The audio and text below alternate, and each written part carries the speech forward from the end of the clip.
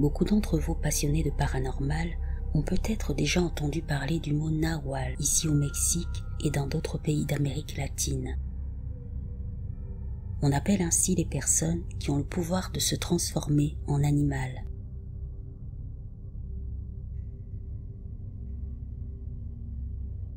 Cette nuit-là était froide. Je m'en souviens parce que c'était vraiment bizarre dans cette zone du pays. La maison de mes parents est située loin de la ville, donc pas beaucoup de voisins, mais beaucoup d'arbres et de nature autour. Il y a une longue cour où nous avions des moutons, d'un côté un petit ruisseau et des arbres de l'autre côté. Tard dans la nuit, alors que tout le monde dormait, brusquement les moutons se sont mis à bêler très fort. Mon père s'est réveillé et est allé vérifier par une fenêtre à l'arrière de la maison. Je me souviens encore de son visage quand il est revenu rapidement et en adoucissant sa voix. Il a dit à ma mère : « Va demander à ton père et à tes frères de venir ici immédiatement. » Quelques minutes plus tard, tout le monde était là. Il y avait les 4 frères de ma mère, mon grand-père et mon père. À ce moment-là, mon père a commencé à raconter ce qu'il avait vu. Dans la cour, nous avions une dizaine de moutons. Au moment où mon père a jeté un coup d'œil, ils étaient tous entassés dans un seul coin. Au centre, il y avait un énorme animal. Mon père l'a décrit comme un chien ou loup géant, ce qui n'a absolument aucun sens.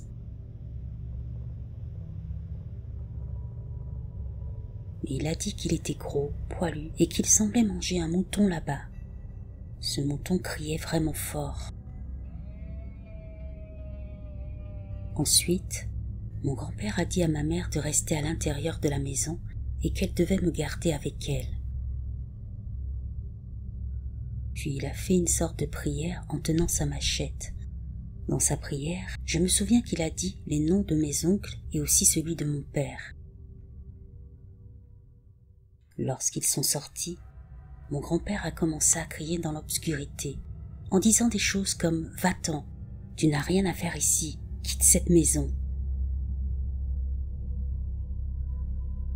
Mon père m'a dit qu'il avait vu comment cet être était dans une pose comme s'il mangeait le mouton qui gisait sur le sol, hurlant toujours d'ailleurs, et que lorsque mon grand-père a crié après lui, ce dernier a semblé s'arrêter et lever la tête vers ma famille. La créature ne faisait que les regarder fixement. Pas un seul bruit, pas non plus d'yeux rouges ou brillants, seule l'ombre semblait les regarder. Alors mon père a décidé de faire quelque chose. Il a pris une grosse pierre qu'il a ramassée sur le sol et l'a lancée dans sa direction. Peut-être pas la meilleure chose à faire dans cette situation. Mais apparemment cet être n'était pas si fort, ou peut-être parce que de notre côté, il y avait 6 hommes armés de machettes.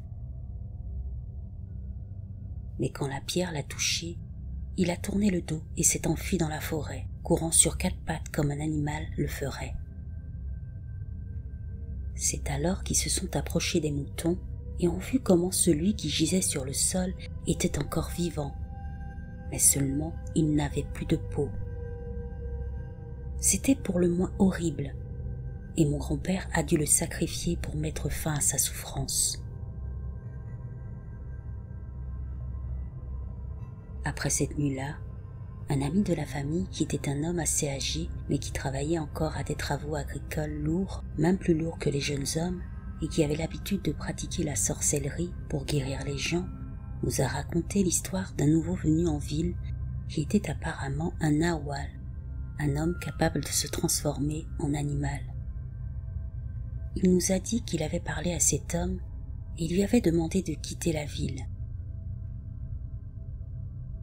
Je ne sais pas si c'était lui qui avait dévoré le mouton ce soir-là, mais en tout cas, après cet incident, nous n'avons plus jamais vécu quelque chose de semblable.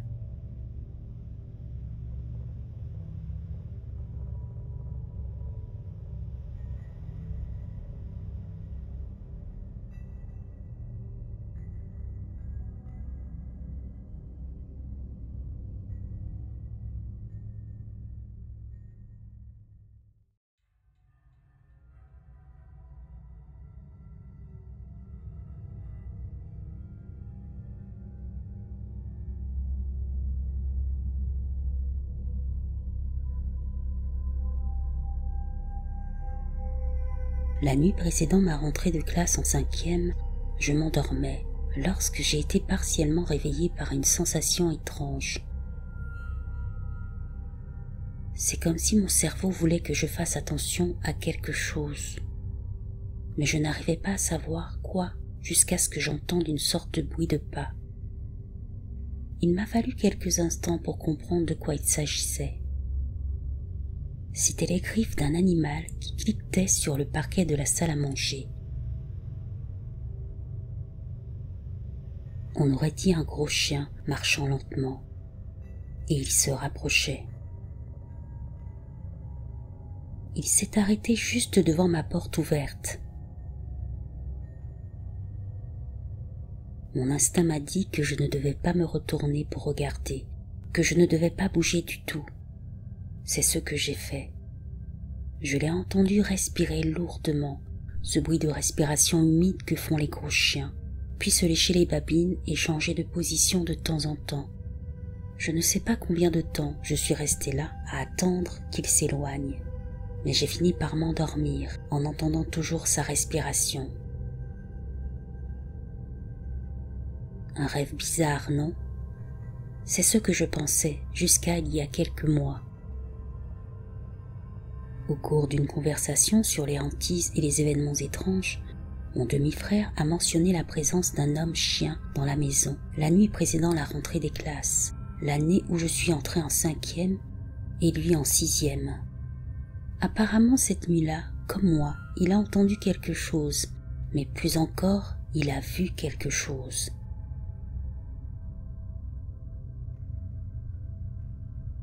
Il se souvient avoir entendu les bruits de pas d'un animal et avoir pensé qu'un chien errant s'était introduit à l'intérieur, bien que la maison soit fermée à clé. Il a dit que la chose a traversé la salle à manger et le couloir, s'est arrêté devant ma porte, puis finalement a avancé vers sa chambre. Quand il est arrivé à sa porte, bien qu'il fasse sombre, il a vu faiblement une grande silhouette effrayante qui semblait être animale et humaine en même temps apparaître dans l'embrasure de la porte. Sûr que l'obscurité lui jouait simplement des tours, il a regardé pendant un moment, pensant que ses yeux finiraient par s'ajuster et voir plus clairement. Il avait l'impression que cette chose le regardait aussi. Finalement, il a dit doucement « Hé !» à la silhouette dans l'embrasure de la porte. Et soudain, celle-ci a silencieusement disparu. Il a couru jusqu'à la porte et a regardé dans le couloir, sans rien trouver.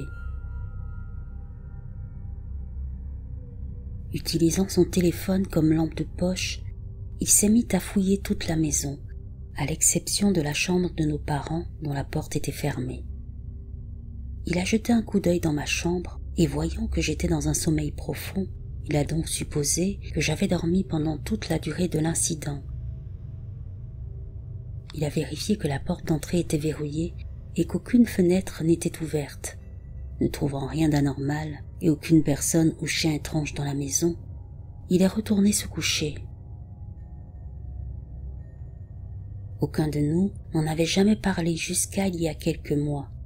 Je pensais que j'avais rêvé. Lui s'était convaincu qu'il avait juste entendu des bruits étranges venant de l'extérieur et qu'il avait imaginé qu'ils étaient à l'intérieur, que la silhouette dans l'embrasure de sa porte était juste ses yeux qui lui jouaient des tours à cause de l'obscurité.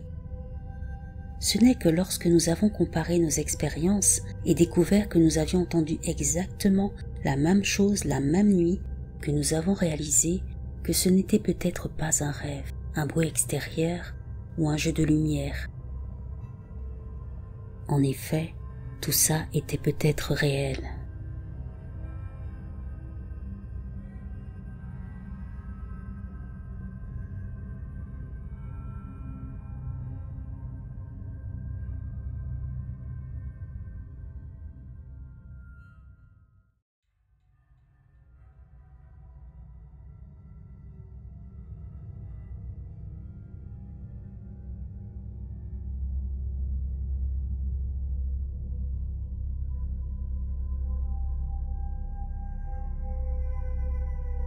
Il m'a fallu un certain temps pour être capable de raconter cette expérience, parce que depuis que c'est arrivé, je ne suis plus le même.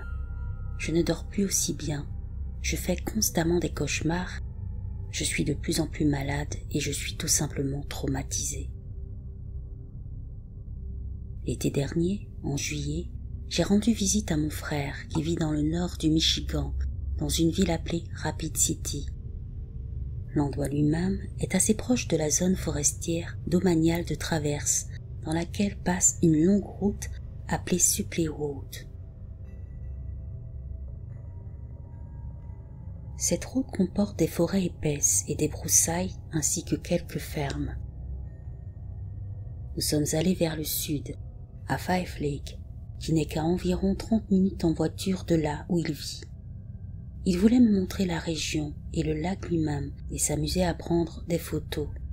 Il était environ 21h quand nous avons finalement décidé de rentrer. Sur le chemin du retour, nous nous sommes dit « Et puis merde, traversons la forêt domaniale pour un itinéraire plus pittoresque, même s'il n'est pas sur le chemin. »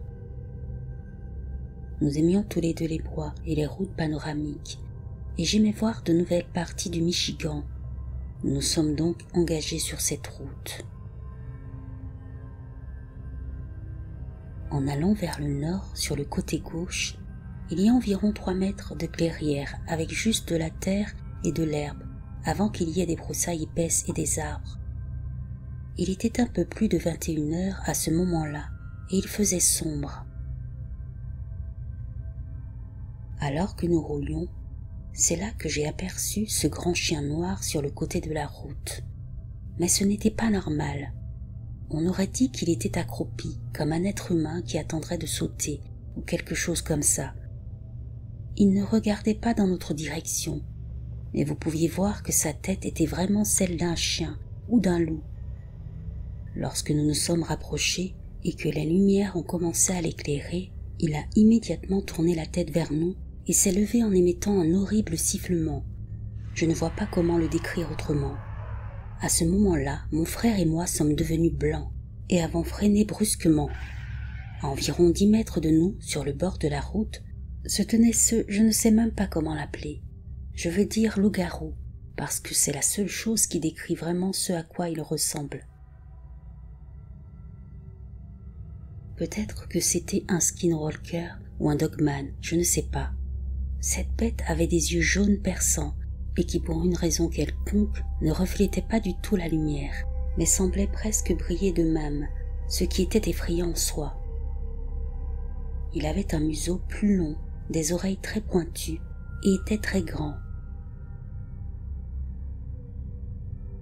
Quand il a émis son sifflement, on pouvait voir à quel point ses dents étaient pointues et massives, et la rapidité avec laquelle il s'est levé nous a fait peur à tous les deux. Honnêtement, cet animal ressemblait à quelque chose sorti tout droit d'un film d'horreur.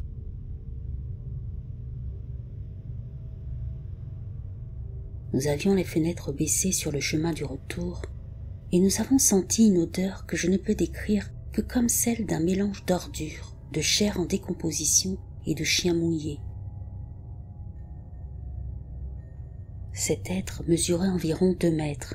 Il n'était pas volumineux à proprement parler, mais était grand et maigre. Son corps était assez masculin. Je n'ai pas vu d'organes génitaux, il était très poilu. Je n'ai pas eu l'occasion de regarder les pieds ou quoi que ce soit d'autre, car j'étais immobile à le fixer.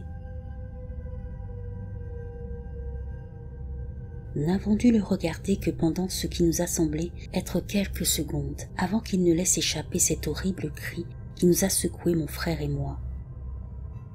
Puis, il a immédiatement commencé à marcher vers notre camion de manière agressive. Au même instant, nous nous sommes mis à crier tous les deux et avons fui aussi vite que possible. Nous roulions à toute vitesse sur tout le chemin du retour et nous n'avons pas dit un mot.